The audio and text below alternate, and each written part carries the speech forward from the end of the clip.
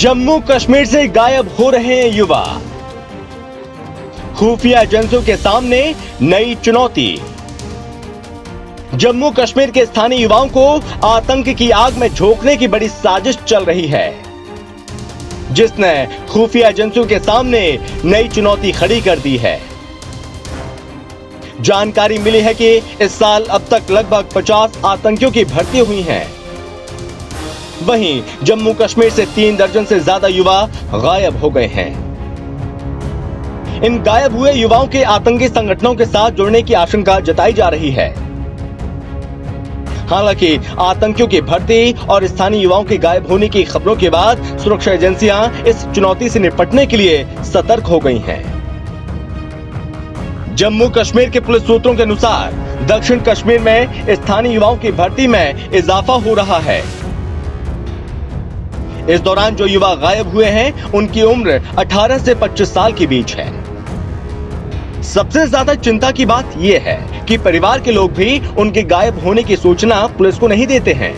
इस बात का खुलासा तो तब होता है जब या तो वे आतंकी संगठन में भर्ती हो जाते हैं या फिर सुरक्षा बलों के द्वारा मुठभेड़ में मारे जाते हैं। मामले में घाटी के पुलिस अधिकारी चिंता व्यक्त करते हुए कहते हैं कि स्थानीय युवाओं का आतंकी संगठनों में भर्ती होना चिंता की बात है। मई में जिन 27 आतंकियों को मारा गया था, उनमें से 20 स्थानीय थे। हालांकि जम्मू कश्मीर पुलिस इस चुनौती से निपटने के लिए विभिन्न स्तर पर प्रयास कर रही है और युवाओं की आतंकी संगठन में भर्ती रोकने के लिए कड़े कदम उठा रही है। हाल की घटनाओं पर आईजीपी कश्मीर विजय कुमार कहते हैं कि घाटी में जो भी आतंकियों को पालने पोषने का काम करेगा, उसके खिलाफ कड़ी कार्रवाई करेंगे। हम घाटी से आतंक को नेस्तनाबूद करने के लिए प्रतिबद्ध हैं। इसके अलावा जो लोग भी युवाओं को भड़काने की कोशिश करेंगे, उनके खिलाफ कड़ी से कड़ी कार्रवाई की जाएगी। उन्होंने ये भी कहा, हम आतंकी संगठन में युवाओं की भर्ती रोकने के लिए कई स्तर पर काम कर रहे हैं। कई जगहों पर माँ बाप ने भी अपने बच्चों को आतंक के रास्ते से वापस लाने में बड़ी भूमिका निभाई है।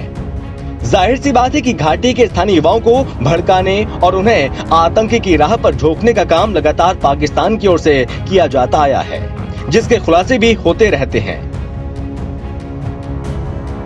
लेकिन अब केंद्र सरकार के सख्त रुख और जम्मू कश्मीर पुलिस और सेना के एक्शन प्लान से पाकिस्तान और आतंकवादी दोनों घबराए हुए हैं, क्योंकि देश में आतंक के खिलाफ जीरो टॉलरेंस की नीति पर काम हो रहा है।